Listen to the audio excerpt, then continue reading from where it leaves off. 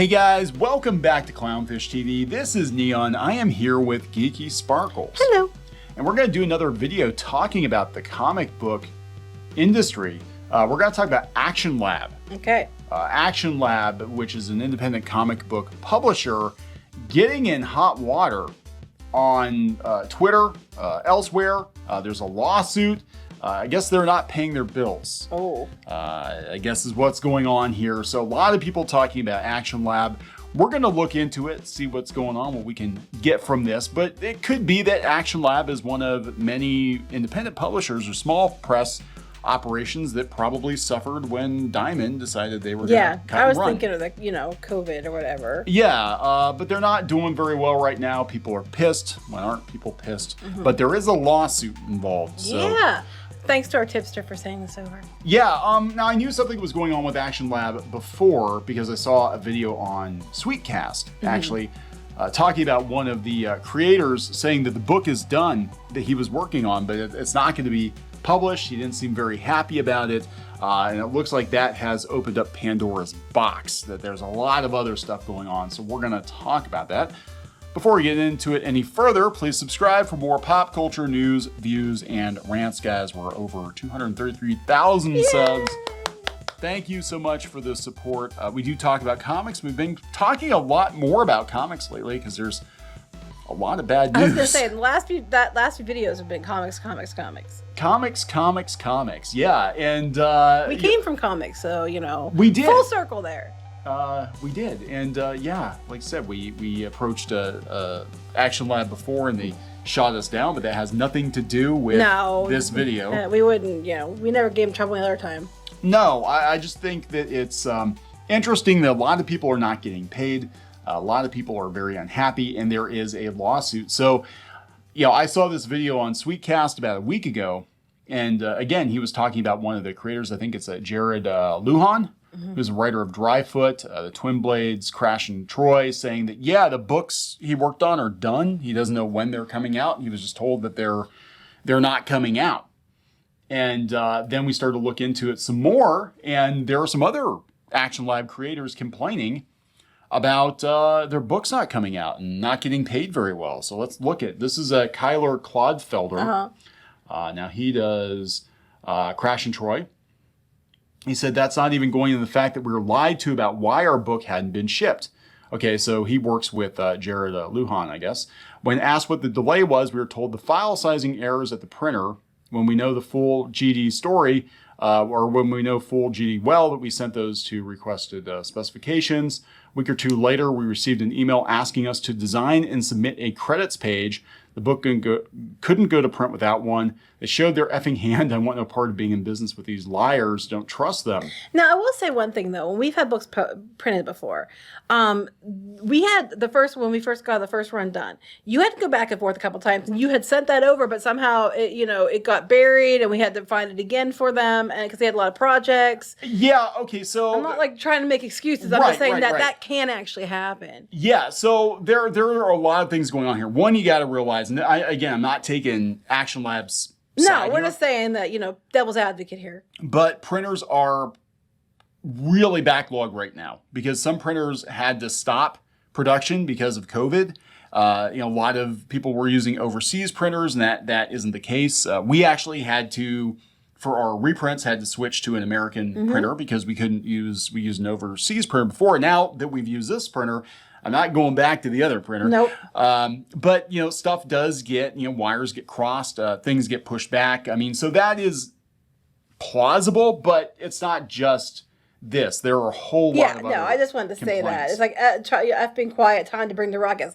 I love how, when we bring a ruckus, we're supposed to keep our mouth shut, but everybody else can. If Twitter supports you, you're allowed to bring the ruckus. Now, again, I wouldn't think much of this because I'm like, well, this is an indie comic book creator having indie publisher problems because, these indie publishers that deal primarily through the direct market have very, very thin margins, and anything goes wrong, and everything goes wrong at that point. Just as a domino effect. And Well, here he said Action Labs didn't do any marketing for us. They didn't even tweet about us. That's weird. Well, is it though? Because a lot of times if you get a book with a big publisher like Scholastic or whatever, if you don't have it built into your contract, they're going to do XYZ marketing. They're going to expect you to do marketing anyway. So that's not 100% unexpected. Not tweeting it's kind of weird. That's kind of weird. Yeah. Gave us 4 release dates for our number 1, which didn't release on any of them. Okay, that looks bad. Told us to hold up Hopeless Diamond, which could have been, but we know of at least 4 other books that never came out. Yeah, so Diamond, and this is, we talked about... Sounds like it's a big storm of cluster fuckery. Sorry, Mom. It's a cluster orgy. That's right. Yeah, so we knew when Diamond cut and run the way that they did at the beginning of the pandemic, where they basically, and I've said before, Jeppy crawled under the desk in the fetal position, left a lot of publishers and comic shops holding the bag.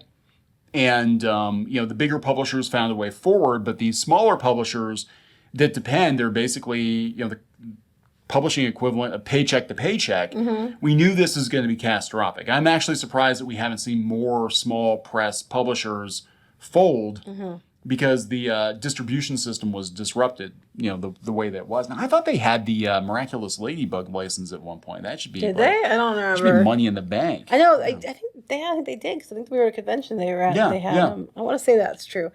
We don't want anything from y'all. Give us our book back, the one we had completed for 9 months now, so we can actually maybe get paid for our labor.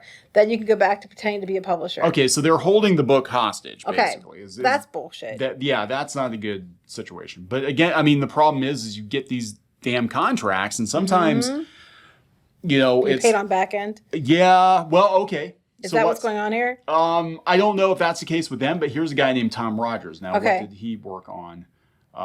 Harold Lovecraft and Tesla, backgrounds, and Jimmy Olsen. Okay. Anyway, on Harold Lovecraft and Tesla, which is an Action Lab comic, I've drawn, penciled ink, a total of 264 interior pages, 15 covers, and colored 7 pages and 1 cover. Over the span of its entire publication, I've been paid $4,900, $4,972.73 for the aforementioned art. If you want to average that out, this means I made on average of $17.82 a page, lumping in the covers but not including the cover work. Oh, that's not good. How did this happen? Well, for the first 3 volumes, we were working on a royalties-only basis. That's a back-end deal. Yeah, don't do that. The only way you should do a back-end deal, in my personal opinion, is if you're working with like a super mega star and you're going to sell a shit ton of books, you might actually be better off taking a back-end deal. Or it's your own stuff. Obviously, everybody who does their own stuff works on the back end because you don't know if it's going to sell or not, Thankfully, there's crowdfunding. That's how you know how many people are actually going to buy your book. Is never doing that again. The first 3 freaking books, I made only $1,300. Oh, dang. Now, I'm going to jump in here. And again, devil's advocate. And I'm not... these are terrible, terrible deals, right? But you also took them. You went into it eyes wide open and you took the deal. This is somebody who's been in terrible deals. I've been in terrible deals. Oh my God, I've been in and this is why we walked away from comics for a number of years, because most of the deals, unless you're a top DC Marvel artist, most of the deals are shitty deals because the money's not there. And sometimes you could be getting paid on time, for a while, and then all of a sudden it just goes, falls off a cliff. That happened with us when you did comics for, almost say it, Gemstone. Yeah, Gemstone, Diamond. Okay, so here, we'll tell a little story, because, Diamond isn't going to work with us anymore. I don't think they're going to be in business in a couple of years. Never had any problem getting paid by Gemstone Publishing. Did a lot of colors and pre-production work on almost all of their Disney books. They had you called in an emergency situation. Someone didn't do their job, so you had to go and pull 2 or 3 all-nighters to get stuff done to them by print time. I did a 36-page comic. I colored a 36-page comic in 2 days. And that was I had a day job on top of that too, I think. It was, oh my God, it was horrible. Slept in the chair. I remember I slept in the chair in the living room so I could sleep for 2 hours and get up and go back to it. Horrible. That being said, the money was consistent. We always, got paid. Always got paid. Gemstone always paid like clockwork because, it was coming from Diamond and they weren't at that time having financial problems. I mean, we're talking, this is 12, 13 years ago. All of a sudden, the checks started coming slower. and slower, but they still came, but they came slower. And then one day they just stopped. Mm-hmm. One day they just stopped paying, and it turned out it wasn't just me. It turned out that it was making the media that, and this is before Making Twitter. the media. Making the Somebody media. might have maybe possibly told the media, but that's another story. Anyway, a lot of people comparing notes were not getting paid. They just turned the money off. And I found out years later from somebody close to the situation. I'm not going to say who, but I found out years later that what had happened was Jeppy had diverted so much money into his museum that they were having financial problems in other parts of the company, and they really didn't feel like paying the bills at Gemstone. Now, my editor was a class act. He actually called me. This is the first and last time I ever talked to him in person on the phone, because everything had been done through email. Called me up and we had like an hour-long conversation. He said, hey, I love your work. I am so sorry. I don't know what to tell you. It's like, I can't pay you because they're not giving me the money to pay anybody. Eventually, I did get paid in full. Well, that's because I think they knew it was you that went and told. Yeah, maybe. But other people I don't think did get paid. No, other people I don't think I'm not sure about that, but we heard from people that not everyone had gotten paid. Yeah, so it was, and again, these sorts of things, it's sort of a handshake deal because, you're like, well, you get paid as long as you turn the freelance work in or whatever. And I had no reason to think they weren't going to pay me because, again, I'd worked for, 2-3 years for them at that point, and the checks always came. They always came like clockwork. And just one day it stopped. It stopped coming. So that's independent comics. And they even called you up after they weren't paying you and said they had an emergency, and then you stepped in and I did. I remember. And that's probably why you got paid. Yeah, I remember they had a story that needed to be completely done, and no one else would do it. Nobody else would do it. Everybody else was basically on strike, and I'm like, fine. And it was like, damn it. And I love the characters in that story, and I think it was, I want to say it was Gladstone Gander, because I was always a big fan of Gladstone stories, and I was like, oh shit, it's a Gladstone story. Okay, fine, just send the fucking thing over. I'll do it. And he did it. I did get paid. Now I don't know for sure if other people did or didn't. I know if they did, but I heard stories that they perhaps did not get paid. So anyway, the lesson learned. I mean, we're talking from people who've done this, been there. It's not some you just want to be sitting there and on the armchair, on the couch, and tell everybody what's going on, and you don't know what you're talking about. No, we've actually done this. We've been there. We understand where they're coming from. Yeah. Anyway, for the fourth book, back to Tom Rogers. After voicing our unhappiness, we were able to finally get page rates with less of the royalty percentage as a trade-off. Well, that actually is pretty normal. And in mainstream publishing, you're often offered the option. Do you want a bigger advance or do you want a bigger percentage of the royalties? Choose wisely. And it depends on who you are. If you're a nobody, you're probably better off getting the advance because very unlikely you're going to earn out. If you're a somebody, you might want to take the better deal with the royalties. His page rate was $50 for interior pages, $75 for a cover, so I made $3,600 on the last volume. I should also mention that all of these payments were hugely delayed, and communication from our editors was a rarity. For volume 4, I thought I could get paid after completing my work, but I was told that I had to wait until the book came out so Action could recoup its costs. Ooh. That's not a good situation to be in. Because a lot of times if you have a contract, they'll tell you you'll be paid within so many days. Yeah, usually it's 30 to 45. And I mentioned in the other video talking about IDW that, IDW, even before it was public, they were having financial problems. Like, I was chasing them for 4 or 5 months. Yeah, people were like, man, you were nothing but trouble. No, it hasn't been that bad, honestly. That's the industry, though. When you're dealing with the smaller publishers, I'm not talking Marvel and DC. Marvel and DC, your chances are you're going to get paid like clockwork because they're propped up by bigger companies. When you're working for companies like Action Lab and maybe Boom, I've never worked for Boom, I don't know. Smaller companies like that, the page rates are not going to be as high and they're probably not going to pay you as quickly depending on their circumstances because they're depending on the pre-orders. So keep that in mind. Yeah, so for them to be, though, like so hand to mouth, like, well, we can't pay you because Diamond didn't pay us. I'm like, so you literally have no money in the bank. Like you don't have any money in the bank. Because you got to wait to get a check from, you know what I'm saying? Like, that's not good. It's not good, but that's independent And comics. sadly, these people are getting shafted. Go ahead. God, we can pay our people better than that. Yeah, we can, actually. But anyway. Anyway, long story short, for Volume 4, I had to wait until January of 2020 to get fully paid for work I completed in August of 2018. Dang, Holy dude. shit. That's not cool. Okay, that I do not condone at all. That's bullshit. There's no excuse for that. I'm sorry. No. So yeah, Twitter's kind of losing their shit over, but it gets better. It gets better. Daniel Mendoza, who does a book for, or did a book for Action Lab called Zombie Tramp, which we saw him, I think, at Steel City Con. I think. Did we? Yeah, because actually Action Lab is out of Pittsburgh. I don't remember. So this is a Pennsylvania case. So he's worked on numerous Action Lab titles. He's suing them. He's suing them. This was last year, I guess. I don't know where this is at right now. All I can find is this information. So I don't know if it's been settled or what the deal was. But yeah, he sued them last year. The complaint, he had a complaint against him. I'm assuming it was in regards to getting paid.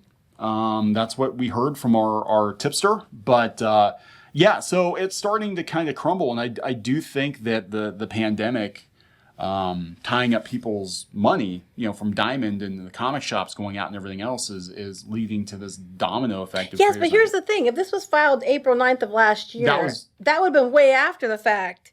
Another guy said he got paid in 2020 working in 2018. So they cannot blame the pandemic and for this. They're going to. Okay, so here's what I think. I think they were hanging by a thread to begin with, and I think the pandemic just pushed them over. Right, but I'm saying they can't blame it on the pandemic because these cases, people are saying a lot of them were before that.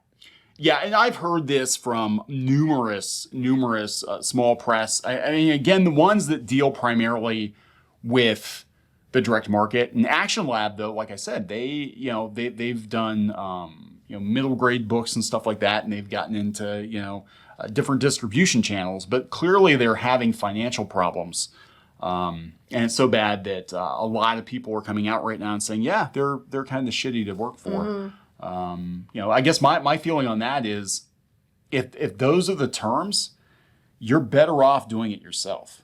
Like, you literally are better off doing it yourself, because it's especially, the folks working on the other book here, Crash and Troy. You could have probably gone to crowdfunding with that and at least made sure the book got out. Yeah. So. Yeah, so now it's tied up and they're like, you want our book back. And why do they not have their book? Do they have a deal with them that they own it or something? They probably just have the rights to it, the publishing rights to it for a while. Here's somebody else said, I was told by a shop that the Argus trade paperback missed its second delivery date after getting 1,500 pre-orders for the Argus #1. Action Lab has not communicated with us, not sent any reports, and still no pay. Complete nightmare. Yeah, this feels like a business ready to go belly up. This feels like the people running this company are probably throwing stuff in the suitcases and they're getting ready to slip out the window. None of these people got paid. Yeah. That's the problem. And what can happen to freelancers especially is they can default on paying you. I mean, I've been in situations like that before where it's like, oh, whoops, Chapter 11, we don't have to pay you since you're not really an employee, you're a contractor. And that's a debt. Yeah, we really don't have to pay you. So you're going to have to chase us. You're going to have to take us to court or something to try to get your money. And that could be so much money, it's not even worth it. And they count on that a lot of times. Like I said, it's just, independent comics is, the direct market is dodgy to begin with, but a lot of these lower rung publishers are very fly by night. So be very careful. Get a damn good contract for sure. Make sure you have, I would recommend getting some kind of representation, whether it's an agent or a lawyer or something, somebody that can back you up. And if you can't afford representation, you might want to consider a different career path. I mean, I'm not trying to be smarmy, but there is a cost of doing business, and to be able to protect your own interests, you got to make sure people got your back. Personal opinion. Anyway, gonna wrap it up. Yep. Please subscribe for more pop culture news, views, and rants, guys. We'll talk later. Bye.